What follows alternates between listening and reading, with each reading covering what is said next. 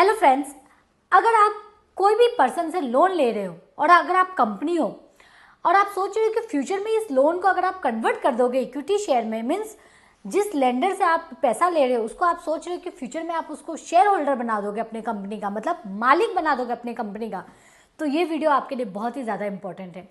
तो चलिए शुरू से एंड तक ज़रूर देखिएगा। मैं बहुत कम से कम समय में आपको समराइज़ करके देना चाहती हूँ।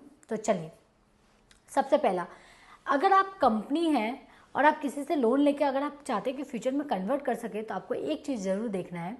वो ये है कि आपको ये देखना है कि उसके एग्रीमेंट में जिस दिन आप लोन ले रहे थे उस दिन उस एग्रीमेंट में लिखा था कि फ्यूचर में ये इक्विटी शेयर में कन्वर्ट करेगा, और अगर लिखा है तो उसके बाद क्या देखना है, ये देखना है कि क्या स्पेशल रिजोल्यूशन पास हुआ है। इसका मतलब ये है क्या मेंबर ने कहा है कि हाँ, आपका जो लोन है वो आप फ्यूचर में कन्वर्ट करा सकते हो।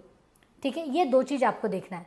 तो अगर मान लीजिए अगर आपका स्पेशल रिजोल्यूशन भी पास है, मीन्स मेंबर ने बोल दिया, 75% मेंबर ने बोल दिया कि हाँ आप कन्वर्ट करा सकते हो, और एग्रीमेंट में भी लिखा है, तब आप मान लीजिए आपने लोन ले लिया। लेते वक्त अब आपको क्या करना है, MGT 14 फाइल करना है, ROC को बताना है कि हाँ स्पेशल रिजोल्यूशन पास किया है और ये फ्यूचर में ये लोन कन्वर्ट भी हो सकता है।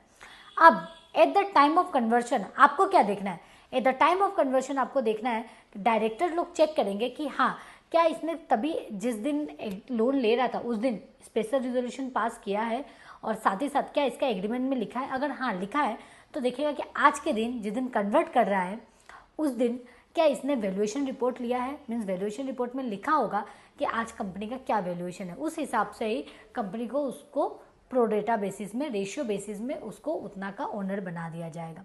अब जिस दिन ओनर बन रहा है उस दिन और क्या करना पड़ेगा, कंपनी को पास 3 फाइल करना पड़ेगा ROC को विथ SH7 भी फाइल करना पड़ेगा ROC को। और मान लीजिए हम मानते हैं कि SH7 भी फाइल हो गया और पास 3 भी फाइल हो गया, तब ROC को बताने के बाद कंपनी को क्या करना है, अपना रजिस्टर ऑफ मेंबर चेंज करना है। जो नया पर्सन है, जो लेंडर था, वो अब शेयर होल्डर बन गया, उसके बारे में डालना है। फिर उस पर्सन को, लेंडर को, उसको शेयर सर्टिफिकेट देना है कि हाँ अब आप शेयर होल्डर हो। ठीक है, अब इसमें एक ट्रिक बात यह है कि मान लीजिए आज के दिन आप किसी का लोन कन्वर्ट करना चाहते हो, जब उस समय में आप उसके साथ कोई एग्रीमेंट नहीं था या आप स्पेशल रिजोल्यूशन पास नहीं किए हो, तो क्या आपको लगता है कि आप उसको चेंज कर पाओगे?